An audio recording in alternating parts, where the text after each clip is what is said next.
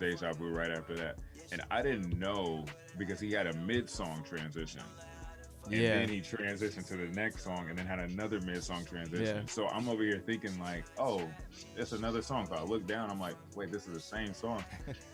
I thought that was dope though, because you don't see that. Like we don't really see transitions like that on albums in general. But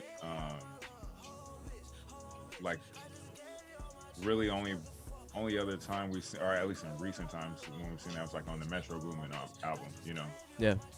And I think his transitions were Pierre's transitions were even better than Metro's. Yeah. And really, I just think it's the luxury of producing your own album.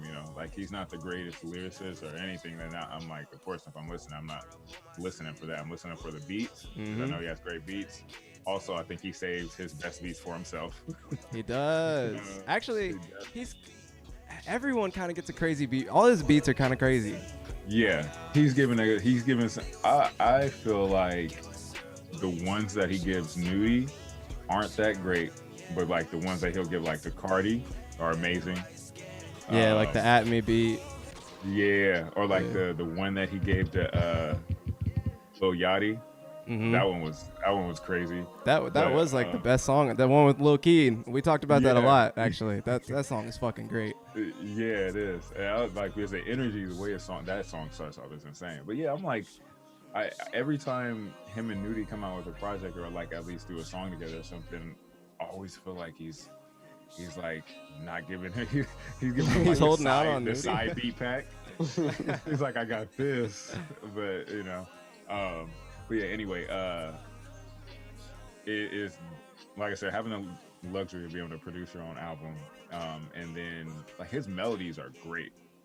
I feel like Yeah, I that's think one he writes really good songs. underrated thing. Yeah, Like you said, he not the best like rapper in terms of right. like always saying something that I need to Mm-hmm. listen to, but Mm-hmm. for most of the hooks, he does a pretty good job. Yeah, and he layers his vocals very well too. Um, Whether it's just like ad libbing or like just singing in the background, making noises, whatever. Um, but yeah, he's a solid artist. He knows what he's doing for He sure. does. Like, Yeah, and he yeah. knows like what his audience wants. And yeah, I mean, he literally gave us a whole new album within the album. Yeah.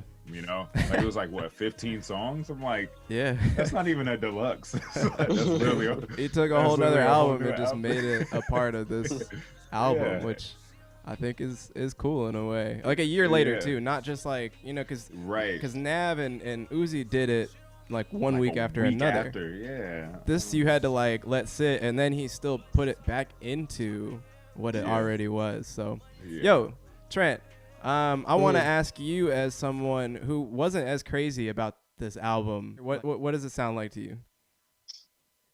Well, first I want to preface my distaste in the album mainly came from just trolling you and Ants. Like I never didn't like this album. It was more advantageous for you to put your stakes in Baby Keem, Exactly. right? That's what I did. Yeah. Okay. And You I were just stand I doubling stand down by on that. yeah, I stand by that decision as well. Um no, I actually I'm glad that this deluxe came out so that I could go back to the first iteration because it's an awesome project. And an hour and 36 minutes for a deluxe album is a long time. But I know there's no one's doing anything right now. So you might as well put it on. And yesterday, uh, I just I literally just walked around the neighborhood. It was a nice day. I went over to the King party, the King Elementary party, and I just had this album on in my ear for like the whole walk, and it was nice. It was really nice, and I'm glad that I revisited it. Um, it does sound. I feel like the second. I feel like this new deluxe version, like the second half, sounds a little different than I could see where I mean, obviously we know because we're streaming it and you can see it, but I feel like even if I was listening to this, I feel like there's like a pretty clear cut, like break in between the first album and the new stuff. Mostly, honestly, it's kind of, for me, it's in the mixing. This newer stuff sounds a little crisper, but I like both versions a lot.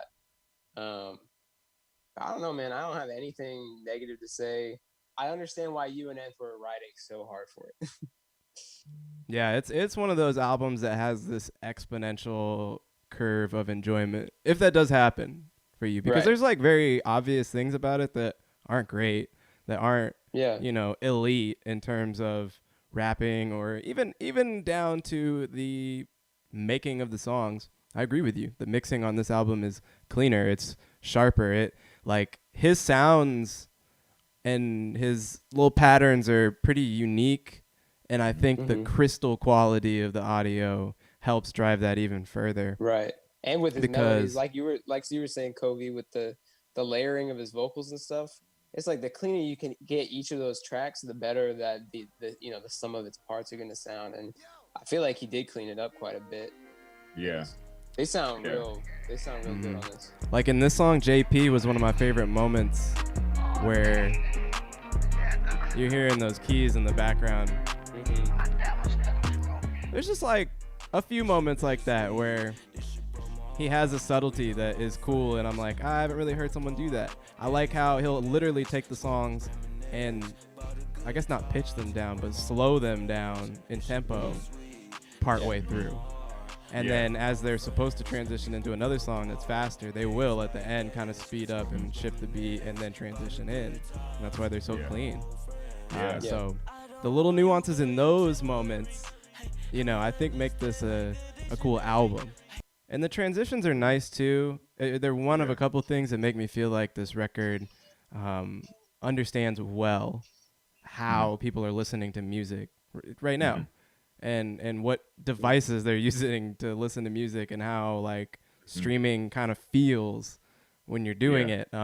This album, uses that, which again is really smart. It's like it's ahead of its time, honestly. Like with how you have an entire album that feels like a playlist. Yeah. But that's cool. Unanimously, it seems like we're enjoying this quite a bit. Yeah. So we're on the right side of history with the Life of Pierre 4, and it feels good. Right. I'm really glad that I like have friends too that listen to him, so I'm not like the only one like vouching for him, and like nobody else cares. Yeah. So, yeah. Yeah, we had to fight that fight a little bit. We got the homies that are like, nah, not really.